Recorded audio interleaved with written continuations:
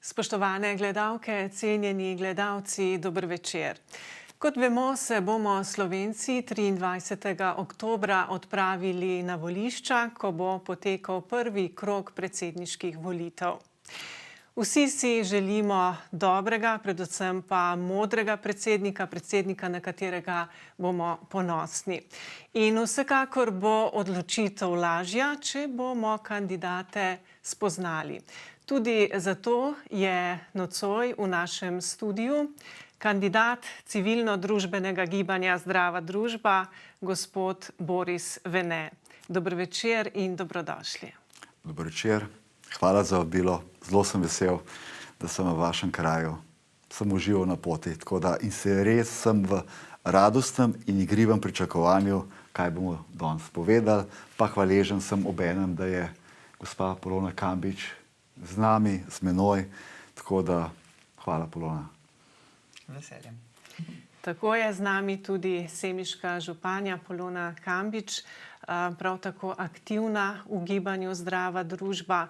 Poleg tega pa sta z gospodom Venetom prijatelja, je vaš mentor, svetovalec in kot ste rekli, je oseba, ki tisto, kar uči, tudi govori. Dober večer tudi vam in dobrodošli. Dober večer, hvala. Gospa Polona, dejali ste na nedavni javni predstavitvi, se opravičujem, bom kar začela z županjo. Na nedavni javni predstavitvi gospoda Veneta na Vrbi vas bom citirala, predstavili ste ga z besedami: takšnega predsednika bi imela rada in ga želim tudi vsem nam. S čim vas je navdušil? Kaj je tisto? No, Borisa poznam že kar nekaj let in kot ste dejali, od tisto, kar govori in uči, dejansko tudi sam živi. In je tudi zelo skromen v svojem osebnem življenju. Navdušilo me je to, da ima veliko znanja in veliko vedenja, kar je seveda plod bogatih življenjskih izkušenj, pa tudi kar težkih preizkušenj, ki jih je dal skozi in to ga je še bolj utrdilo. Na drugi strani pa me veseli in sem res ponosna, da ga poznam, ta njegova narava. Se pravi, zna v sebi združiti tako ta ženski princip, kot tudi moški princip. Zna biti sočuten, ljubeče skrben, na drugi strani pa zna tudi udariti po mizi, če je treba, biti pravi vodja. In mislim, da to rabimo tudi v naši Sloveniji. Kar je pa tisto, kar ta trenutek najbolj mi sede, pa je to, da je neodvisen od kapitala in pa tudi od vpliva raznih političnih strank na slovenskem nivoju ali pa tudi širše, višje.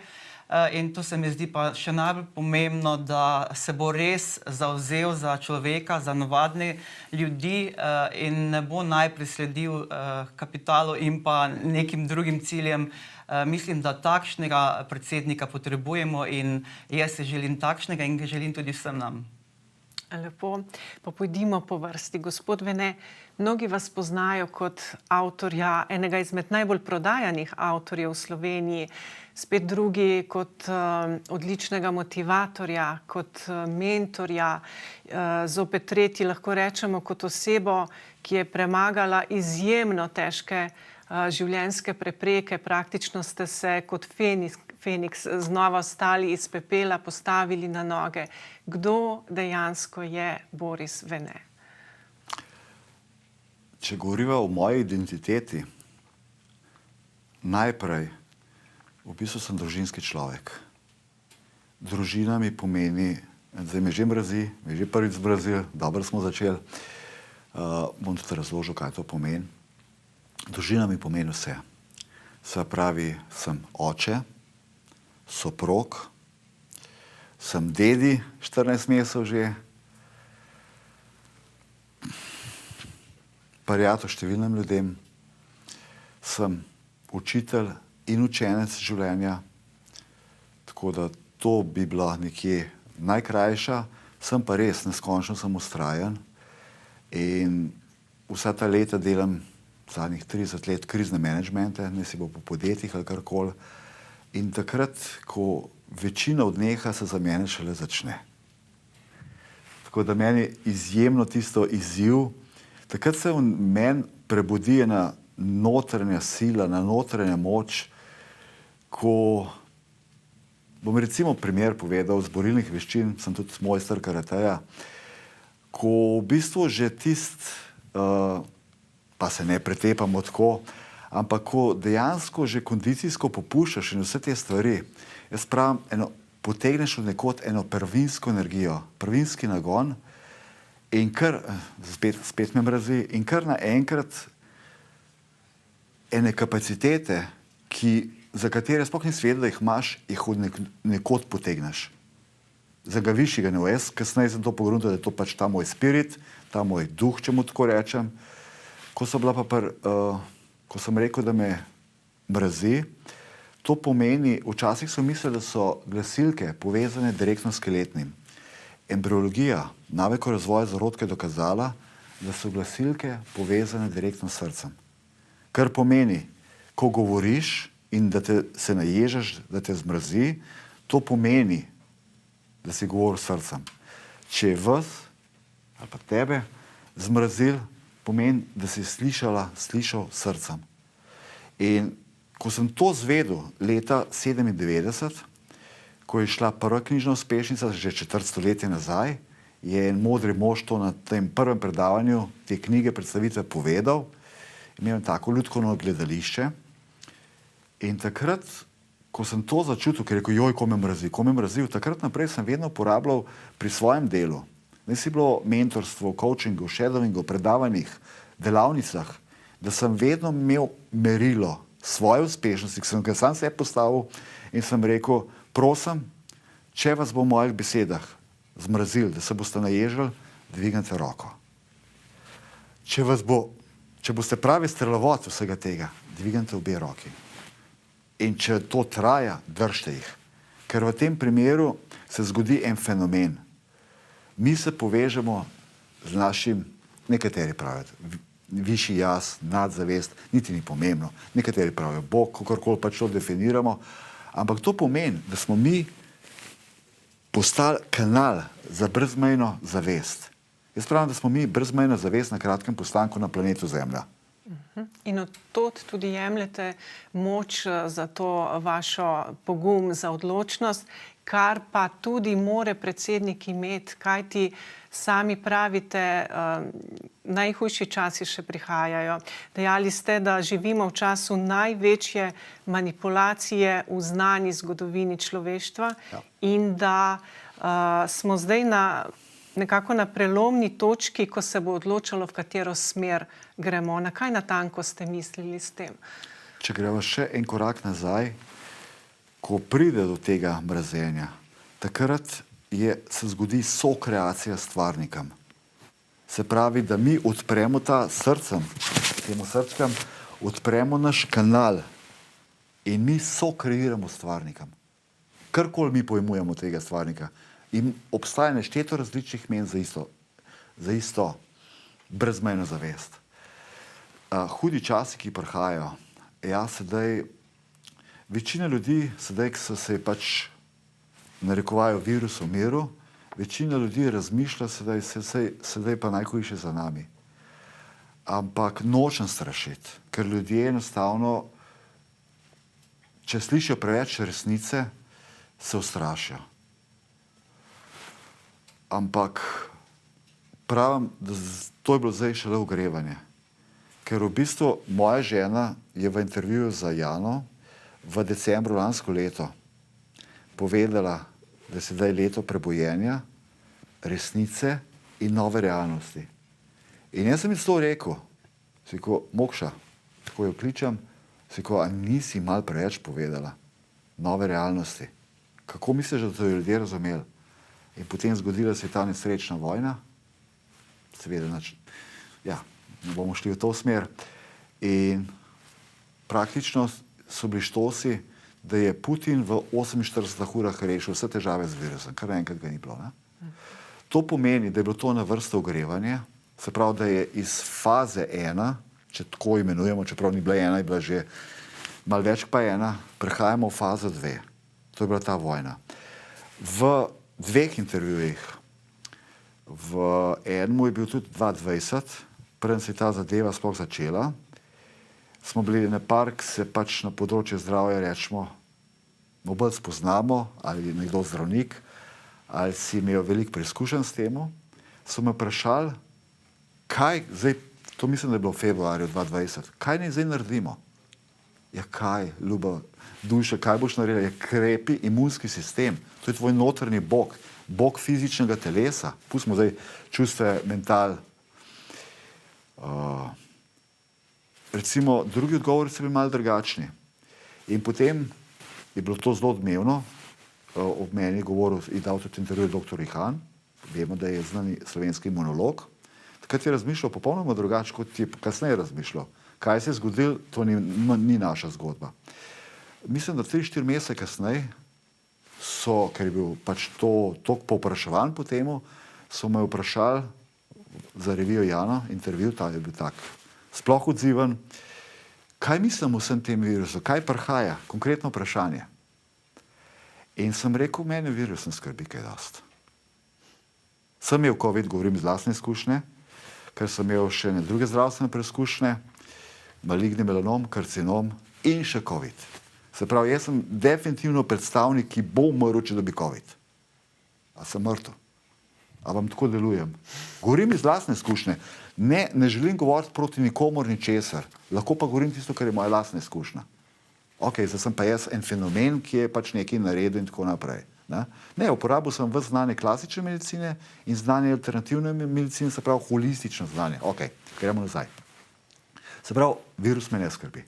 Druga stvar sem rekel, ki me pa skrbi. To me pa skrbi. Ta drugi virus. Finance.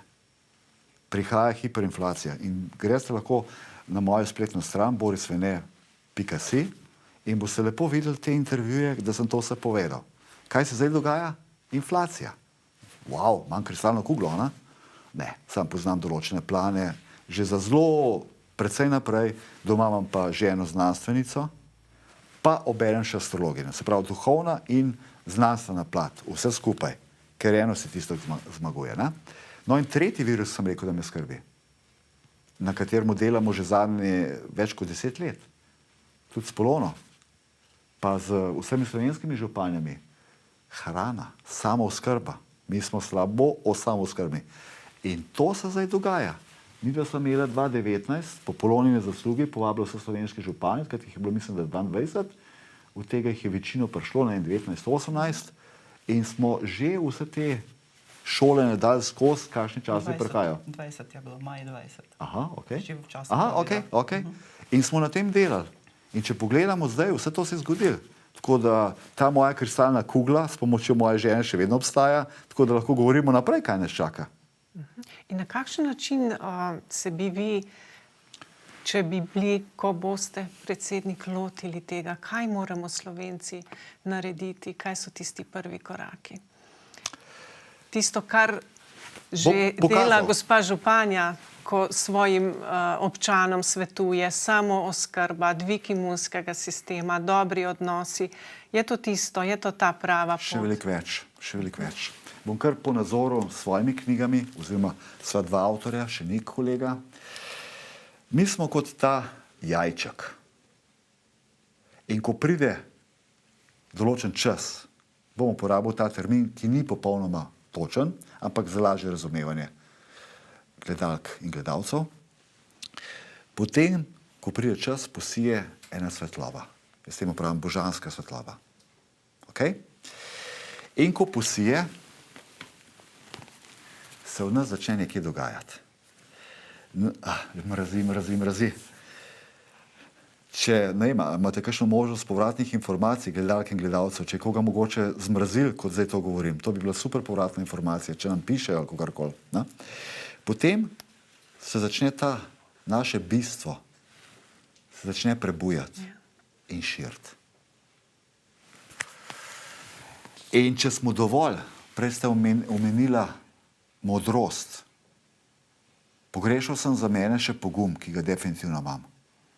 In če imamo dosti modrosti, poguma, ljubezni v srcu, se pravi vprašanje za predsednika, da mu je res mar za sočloveka, živali in naravo, to pomeni, da je on presegel tiste osebne, egocentrične zadeve in potem to, kar mi nismo, to je ta lupina, odpade in se prebudimo v svoji neskončni, brezmejni zavesti.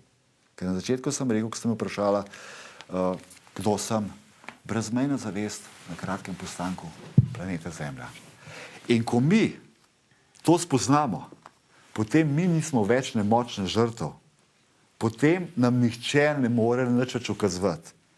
Ker potem smo mi smo sedaj levi, ki spijo, mi nismo nobene ovce.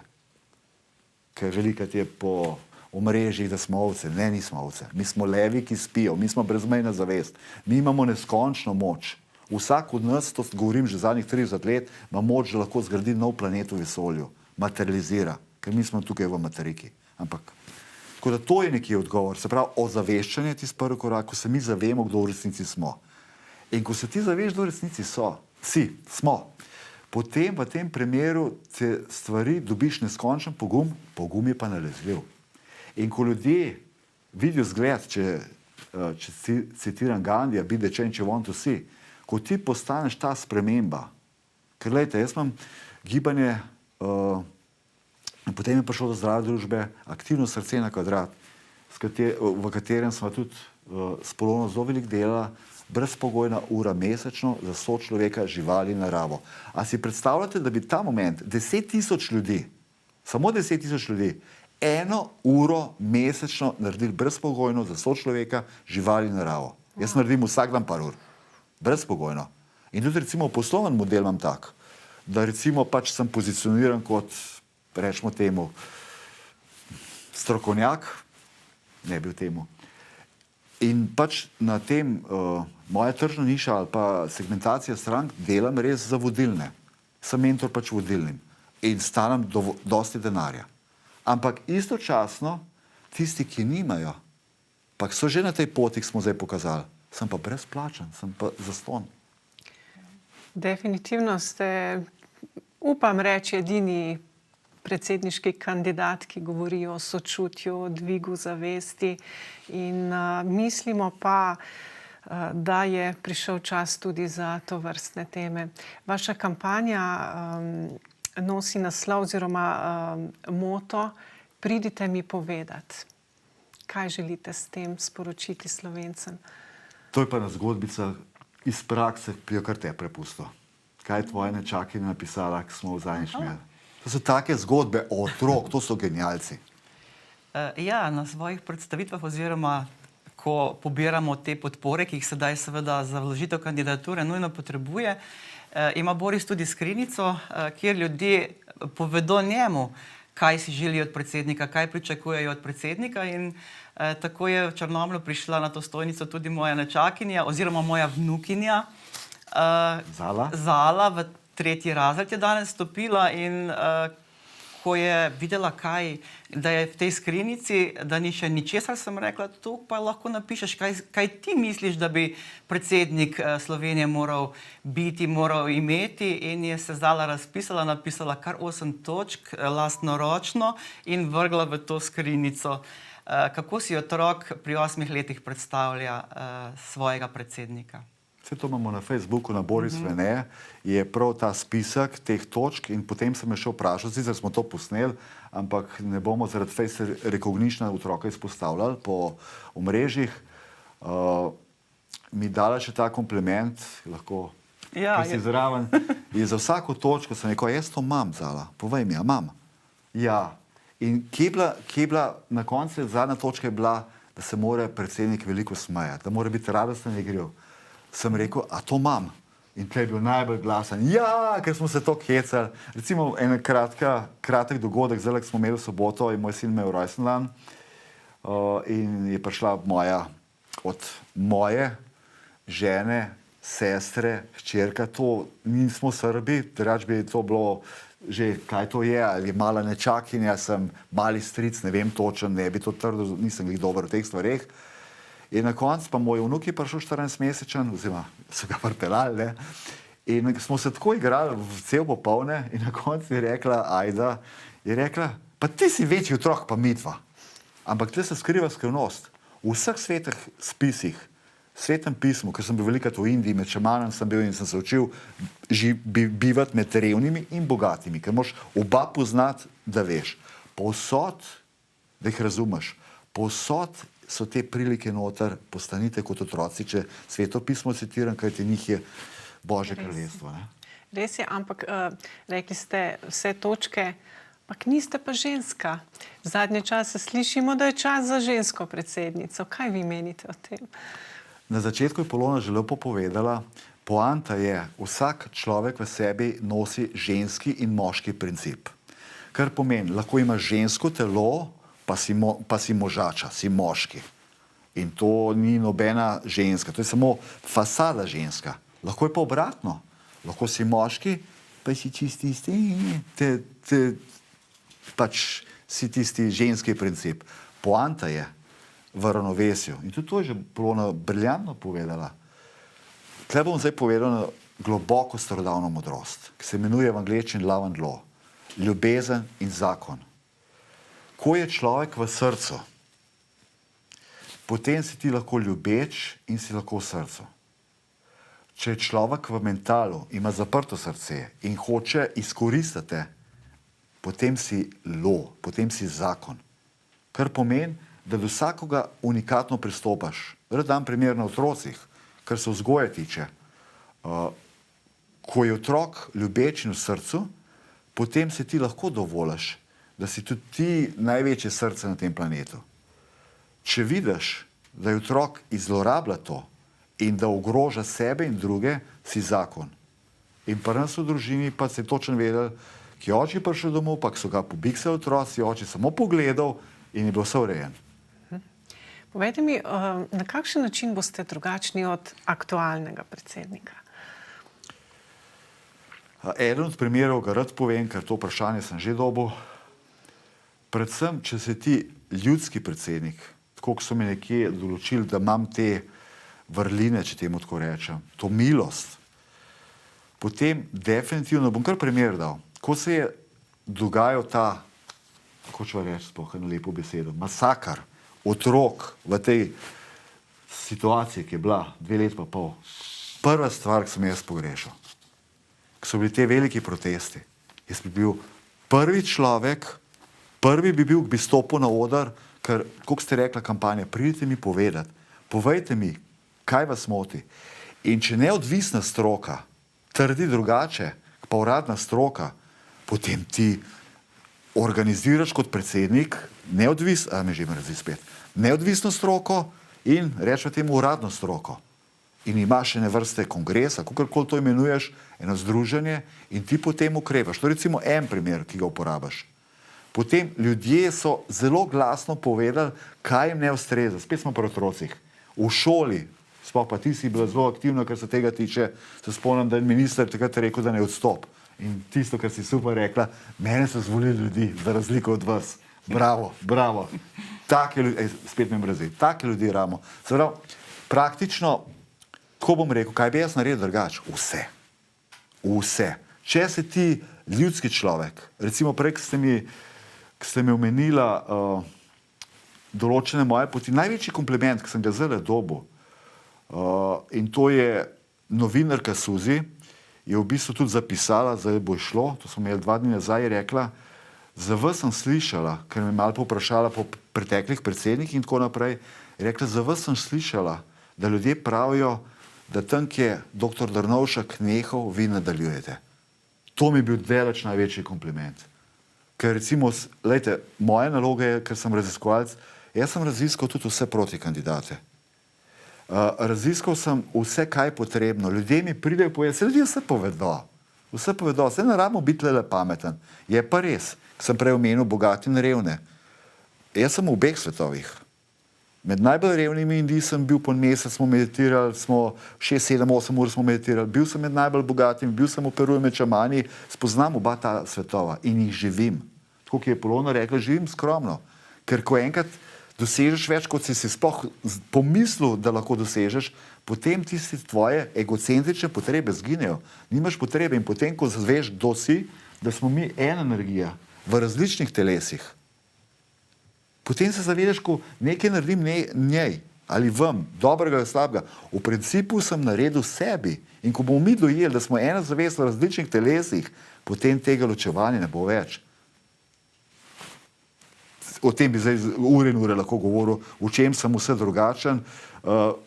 Predaval sem za primer, tudi da dam eno referenco, sem že leta 2000 predaval na svetovni leadership konferenci z najbolj uspešnimi na tem planetu. Kot prvi Slovenci, bilo to po medijih in tako naprej. Se pravi, poznam mednarodni parket.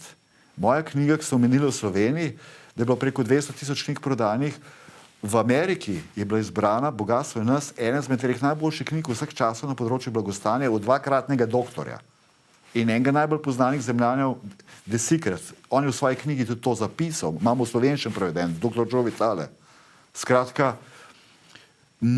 ampak istočasno pa vem, jaz sem se vedno spraševal, malo sem zdaj dolg, ampak vedno sem se spraševal, ko sem študiral te najbolj modre ljudi, ker sem prebral more knjig in jaz sem imel to milost, da sem do vseh teh ljudi lahko osebno prišel.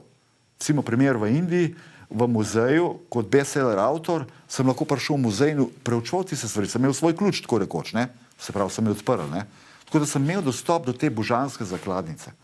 Gospod Vene, čudovito vas je poslušati in ko tako sledim tem vašim mislim, bi res lahko rekla, da imate te kvalitete, ki sem na začetku rekla, se pravi, ki jih predsednik mora imeti, torej da je dober, moder in kot ste dodali, še pogumen. Lepo vas je poslušati. Žal nam je časa zmanjkalo, mogoče čisto na koncu prepustim besedo vam, da povabite gledalke in gledalce, kaj je tisto, kar morajo storiti, kar je dobro, da bi storilo za naše skupno dobro. Zdaj pa to željo, da podobno naredi. Pa bi jaz samo en stavek zaključen dal, bi citiral svojo ženo. V redu. Sedaj je čas, ko predsedniški kandidati za kandidata zbirajo podpise, podpore in seveda jih morajo neodvisni zbrati kar 5,000, tako da lepo vabljeni vsi gledalke in gledalci, volivke in volivci, da greste na upravno enoto in namenite svoj glas podpore Borisu Venetu, lahko ga pošljete tudi meni osebno, da bo lahko potem vložil kandidaturo in tudi enakopravno nastopil proti sokandidatom in se tudi pokazal vse te svoje vrline, vrednote, ki jih ima in ki jih tudi dejansko živi. Tako da lepo prosim. Moja žena reče, in to ne bi bila ena zaključna misel, vse, kar na koncu ostane, je odnos. Zdravje gre, mladost gre, denar gre, vse zgubi svoj pomen, ampak odnos je pa tisti, ki ostane. Zdaj me je zmrzel. Se pravi, dajmo delati na odnosu, na ljubečem odnosu. Lepa iztočnica za zaključek. Gospod Vene, gospa Kambič, hvala za vajin obisk v studiu. Želimo vam vse dobro na vajni poti. Hvala za vabilo. Hvala lepa. Hvala pa tudi vam, spoštovane gledalke, cenjeni gledalci, za vašo pozornost. Želimo vam prijeten večer še naprej.